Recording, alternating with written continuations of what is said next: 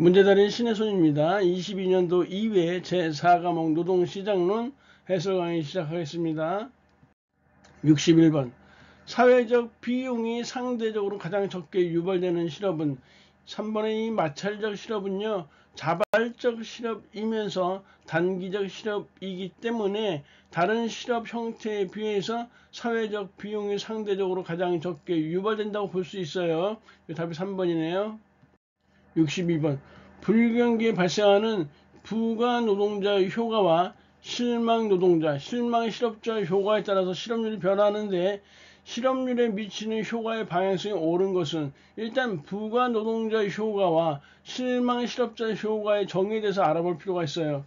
부가 노동자 효과라는 것은 가구주가 불황으로 실직하면서 가장이죠. 흔히 말하는 그러면서 이제 와이프가 그럼 남편이 실직을 했으니 나라도 돈을 벌어야 되겠다 해서 구직 활동에 나서게 돼요. 원래 주부는 비경제 활동 인구였단 말이에요. 근데 구직 활동에 나서면서 경제 활동 인구로 전환되어졌는데 결국 취업을 못하게 되니까 실업자로 전락할 가능성이 커요. 그래서 경제 활동 인구 중에서 실업자로 되기 때문에 실업자가 증가하는 효과가 있고요. 실망의 실업자 효과라는 것은 마찬가지로 불경기 시에 경제활동 인구 중에서 실업자가 구직을 포기함으로써 비경제활동 인구로 빠져나가기 때문에 실업자가 감소한다는 의미예요. 물론 답만 외우려면 쉬워요. 부가 노동자 효과는 added라고 부가하다, 더하다는 개념이 있으니까 실업자가 증가한다. 그리고 실망의 실업자 효과는 반대적 개념이니까 실업자가 마이너스다. 이렇게 보셔서 1번으로 답을 체크하시면 돼요. 하지만 2차 실기에서 부가 노동자 효과와 실망 노동자 효과가 2차 실기에 나왔었기 때문에 그 정의를 명확히 알고 계셔야 돼요. 63번 개별 기업 수준에서 노동에 대한 수요 곡선을 이동시키는 거.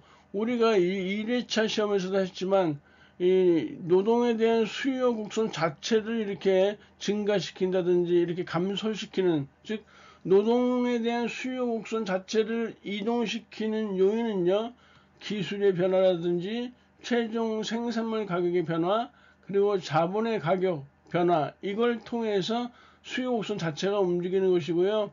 니인번의 임금의 변화는요 수요 곡선 자체를 이동시키는 게 아니라 수요 곡선 내에서 위아래를 이렇게 움직이는 것이에요. 이렇게 뭐 이 점 A점에서 B점으로 움직인다든지 B점에서 A점으로 움직인다든지. 그래서 정답이 3번이 돼야 되겠네요. 시험에 역시 여러 차례 나온 바 있어요. 64번 노조가 임금 인상 투쟁을 벌일 때 고용량 감소 효과가 가장 적게 나는 것은 노동 수요의 임금 탄력성이 가장 작을 때예요. 즉 노동 수요의 임금 탄력성이 비탄력적일 때 고용량 감소 효과가 가장 적게 나타나요. 예를 들어서 우리가 비행기 조종사나 의사들 같은 사람들은 쉽게 대체할 수 있는 인원들이 아니잖아요. 그 아주 숙련된 작업을 하는 사람들이기 때문에 이런 사람들은 쉽게 고용하기도 쉽게 이렇게 잘라내기도 어렵단 말이에요. 이런 사람들은 임금을 올려달라고 파업을 진행해도 사용자 측에서 받아들일 확률이 높다라는 거예요. 그래서 노동 수요의 임금 탄력성이 가장 작은 이렇게 0.11 때 고용량 감소 효과가 가장 적게 나타난다. 1번으로 볼 수 있어요. 65번 일부 사람들이 실업급여를 계속 받기 위해서 채용될 가능성이 매우 낮은 곳에서만 일자리를 탐색하며 실업상태를 유지하고 있대요. 다음 중 이러한 사람들이 실업자가 아니라 일할 의사가 없다는 이유로 비경제활동 인구로 분류될 때 나타나는 현상. 실업자는 경제활동 인구에 우리가 생산 가능 인구를 둘로 나눠보면 경제활동 인구와 비경제활동 인구로 이렇게 구성되어 있다고 볼 수 있다고 했었죠. 그리고 경제활동 인구는 취업자와 실업자로 구성이 되어 있는데 실업급여를 계속 받고자 실업급여를 받고 있으니까 실직 상태를 유지하고 있어도 상관이 없잖아요. 그래서 이 상태에 있는데 이 사람들을 일할 의사가 없다는 이유로 비경제활동 인구를 이렇게 뺐단 말이에요. 그러면 경제활동 인구 수가 줄어들겠죠. 반면에 또 실업자 수도 감소한단 말이에요. 그래서 2번에 실업률과 경제활동 참가율이 모두 낮아진다. 2번이 답이 돼야 되겠죠. 66번 노동조합 측 쟁의수단에 해당하지 않는 것. 4번에 직장 폐쇄는 사용자 측에서 행할 수 있는 쟁의수단이라고 했었어요.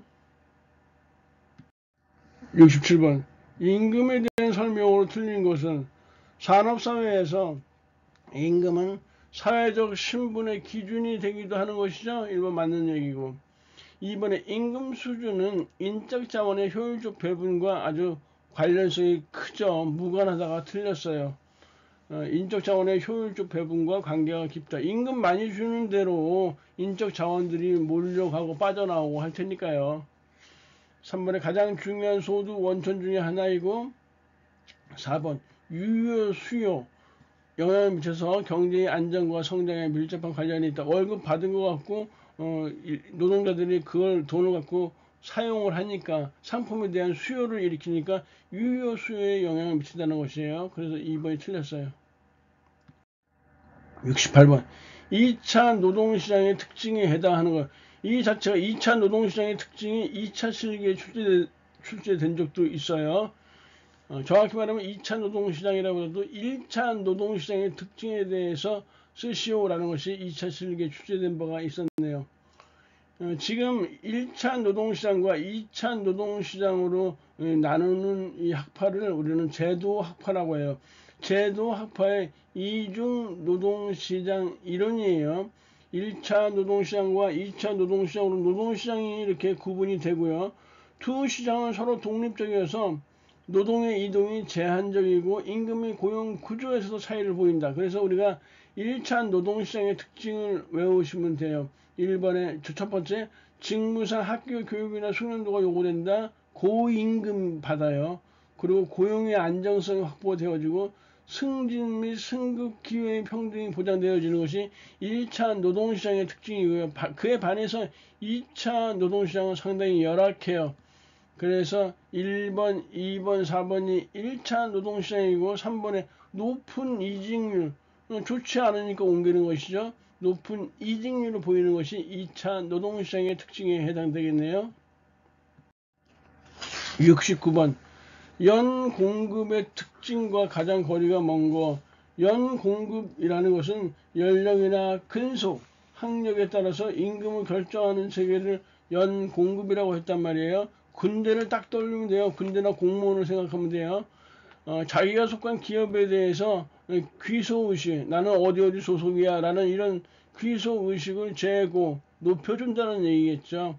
1번 맞는 내용이고요. 전문 기술 인력 확보가 곤란해요. 왜? 그냥 오래된 사람들이 그냥 정년 퇴직할 때까지 꾹 그냥 그것을 눌러붙어 있으니까요. 3번에 근로자에 대한 교육 훈련의 효과가 높아진다 했는데 고참들이 쭉 있다 보니까 그 직무에 대해서 나름의 노하우가 있을 것이 아니에요. 그래서 신참들을 훈련시키는 효과가 높아진다라는 얘기고 반면에 인건비는 계속 누적적으로 높아지기 때문에 인건비 부담이 증가되어지는 단점이 있어요. 70번 A국의 취업자가 200만 명, 실업자가 10만 명, 비경제활동 인구가 100만 명이라고 할 때 A국의 경제활동 참가율, 경제활동 참가율은 생산 가능 인구수 분의 경제활동 인구수 곱하기 100 이렇게 하는 것이죠. 생산 가능 인구수는 경제활동 인구 플러스 비경제활동 인구예요. 경제활동 인구로 딱 주어지진 않았지만 취업자 플러스 실업자가 경제활동 인구수잖아요. 그래서 200만 플러스 실업자 10만 명 그리고 비경제활동 인구가 100만 명이라고 했으니까 이렇게 분모는 이렇게 결정이 되어지고요. 경제활동 인구는 취업자 플러스 실업자니까 210만, 200 플러스 10만에서 210만이 되어지겠죠. 그리고 곱하기 100. 결국 310만 분의 210만 곱하기 100 하면 2번에 약 67.7%가 이렇게 답으로 나올 것이에요. 2번 정답이네요. 71번 조합원 자격이 있는 노동자만을 채용한다고 했으니까 이거는 바로 클로즈드 샵이죠. 답이 딱 나오죠. 오픈샵은 조합원 자격이 없어도 자격이 있든 없든 가리지 않고 채용하는 것이고, 유니언샵은 일단 채용한 뒤에 일정 기간 내에 조합원으로 가입해야만 하는 것이죠. 그래서 우리가 유니언샵을 오픈샵과 클로즈드 샵의 중간 형태라고 했어요. 에이전시 샵은요, 조합원과 비조합원을 구분하지 않고 모든 조합원에게 노동조합의 회비를 징수하는 것이 에이전시 샵이에요. 그래서 정답이 여기서 4번이네요. 72번에 기업별 노동조합에 관한 설명으로 틀린 거. 기업별이요. 그냥 한 기업 내에서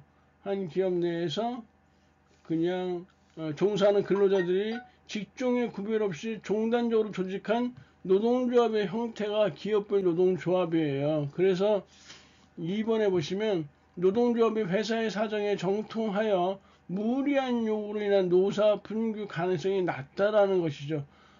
또 마찬가지로 사용자와 밀접한 관계가 있기 때문에 이 노조 자체가 어용화될 가능성이 높아요. 그래서 3번이 틀린 내용이에요. 1번과 4번도 읽어보시면 쉽게 이해하실 수 있을 거예요. 73번. 최저임금제 기대 효과로 가장 거리가 먼 것은, 우리 그거 했었죠? 2차 실기에도 여러 차례 나왔었는데, 최저임금 제도의 긍정적 효과, 기대 효과, 이렇게 했단 말이에요. 손오공은 어디 살까요? 해서 손오공 경기산에 산다, 이렇게 외웠었어요. 소득 분배 개선, 노동력의 질적 향상, 공정 경쟁의 확보, 경기 활성화의 기업의 근대화 및 산업구조 고도화의 촉진, 그리고 산업평화 유지. 손오공은 어디 살까요? 경기산, 손오공 경기산. 그래서 답을 우리가 1번, 2번, 3번이 맞고요. 4번에 실업의 해소가 아니라 부정적 기능이에요. 최저임금제도의 부정적 기능은 실업을 증가시킨다라는 부정적 기능이 있어요. 참고로 2023년 최저임금은 전년 대비해서 5.0% 인상된 시급 9,620원이라는 사실을 꼭 알아두셔야 돼요. 74번에 임금 격차의 원인을 모두 고른 것은 기업본의 인적 자본 투자의 차이로 인한 근로자의 생산성 격차가 임금 격차를 유발하겠죠. 그렇죠? 생산성이 높은 근로자에는 임금을 좀 많이 주고 그렇지 못한 사람은 덜 주는 니은문의 보상적 격차, 근무 환경이나 작업 조건이 열악한, 예를 들어 광부 같은 사람들은 월급을 좀 더 많이 받겠죠. 이런 걸 보상적 격차라고 해요. 차별에 의해서도 임금 격차는 발생할 수 있었죠. 그래서 기역, 니은, 디귿해서 4번이 이렇게 정답이 되는 것이에요. 우리가 산업별 임금 격차에 대해서 22년도 2차 실기에 출제된 바 있으니까 잘 알아두시고요. 75번. 다음 중 가장 적극적인 근로자의 경영 참가 형태는, 단편적으로 외워두시면 되겠는데요. 근로자 중역 감사 역제에 의한 참가, 4번이 정답이에요. 76번. 선별 가설에 대한 설명과 가장 거리가 먼 것은, 선별 가설이란 말 자체가요, 어떤 교육의 선별 가설인데, 교육 훈련이 생산성을 직접 높이는 것은 아니고 그저 유망한 근로자를 식별해주는 역할을 한다라는 것이 이 선별 가설이에요. 1번이 맞고요. 그리고 2번 보시면 빈곤 문제 해결을 위해서는 교육 훈련 기회를 확대하는 것은 아무런 의미가 없다고 보고 있어요. 그래서 2번이 틀린 내용이에요. 3번, 4번 모두 맞는 내용이니까 읽으면서 파악해 주시기 바라요. 77번. 직무급 임금 체계에 관한 설명으로 가장 적합한 것은, 직무급 임금 체계는 직무 분석과 직무 평가를 기초로 해서 직무의 상대적 가치에 따라 임금을 결정함으로써 노동의 양뿐만 아니라 노동의 질을 동시에 평가하는 임금 결정 방식이에요. 그래서 답이 4번으로 이렇게 딱 나오죠. 1번에 보시면 정기 승급에 의한 생활 안정으로 근로자의 기업에 대한 귀소 의식을 고양시킨다 했는데 이거 연공급에 해당되어지는 것이죠. 2번에 기업의 풍토, 업무 내용 등에서 보수성이 강한 기업에 적합하다. 이것도 연공급에 해당하는 내용이고, 근로자의 능력을 직능 고과의 결과에 따라서 임금을 결정한다. 이거는 성과급에 해당하는 이런 내용이에요. 그래서 4번이 적합한 내용이네요. 78번 단체 교섭에서 사용자의 교섭력에 관한 설명을 가장 높은 거. 사용자의 교섭력이에요. 사용자의 재정 능력이 좋으면, 즉 기업이 돈이 많으면요, 파업하는 이 근로자들에게 그래 월급 그래 원료 줄게 하면 파업 끝나겠죠. 사용자의 교섭력이 높아진다라는 뜻이에요. 돈이 많으면. 이번에 사용자 교섭력 원천 중 하나는 직장 폐쇄를 할 수 있는 권리다. 그러고 뭐죠? 노동자들의 파업, 임금 파업이 격렬화되어지면은 야, 나 그런 회사 문 닫아버릴 거야. 이렇게 압박할 수 있다라는 것이에요. 3번에 사용자는 쟁의 행위 기간 중 그 쟁의 행위로 중단된 업무를 원칙적으로 도급 또는 하도급을 줄 수 없어요. 이건 위법사항이에요. 그래서 3번에 틀렸어요. 4번에 조합원의 일을 대신할 수 있는 여지가 크다면 그만큼 사용자의 교섭력은 높아지겠죠. 뭐 조합원들이 파업을 하면 조합원이 아닌 비조합원들이 동원해서 그 일을 대신하게 되면 조합원들은 그만큼 압박을 받을 테니까요. 그래서 3번이 정답이네요.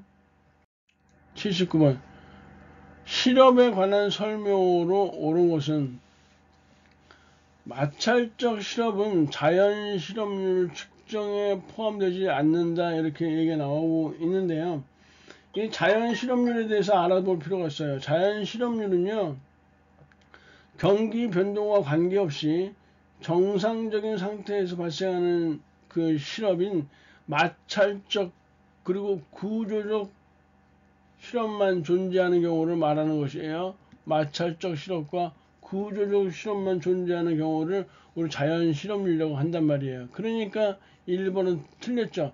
마찰적 실업은 자연 실업률 측정에 포함된다 이렇게 해야 되고요. 2번에 더 좋은 직장을 구하기 위해 잠시 직장을 그만둔 경우는 이건 경기적 실업이 아니죠. 이거는 마찰적 실업에 해당되어지죠.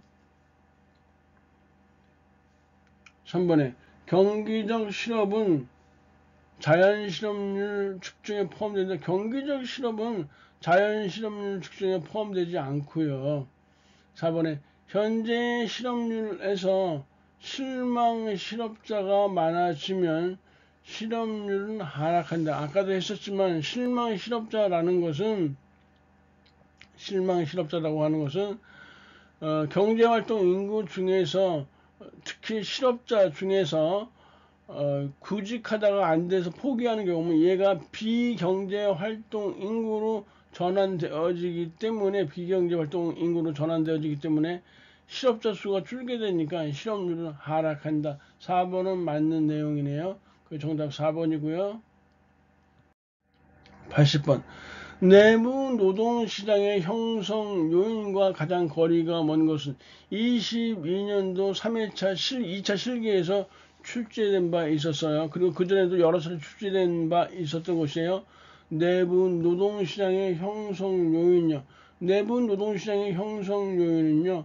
첫 번째 숙련의 특수성, 두 번째 현장 훈련, 세 번째 기업 내 관습 이렇게 들 수 있고요. 숙련의 특수성은 콕 집어서 잘 나와 있네요. 기업이 숙련의 특수성을 보존하기 위해서 내부 노동력을 유지하려고 노력함으로써 내부 노동시장이 형성된다. 현장 훈련은 실제 직무 수행에 사용되는 선임자의 기술 및 숙련이 현장 훈련을 통해 후임자에게 전수됨으로써 내부 노동시장이 형성된다. 기업 내 관습은 고용의 안정성에서 형성된 기업 내 관습은 노동관계의 각종 사항을 규율함으로써 내부 노동시장을 형성하는 요인이 된다. 그래서 숙련의 특수성, 현장훈련, 관습이 바로 내부 노동시장의 형성 요인이라는 사실. 거리가 먼 것은 3번의 임금 수준이 해당되겠네요. 강의진이 고생하셨고요. 다음 시간에 뵙겠습니다. 감사합니다.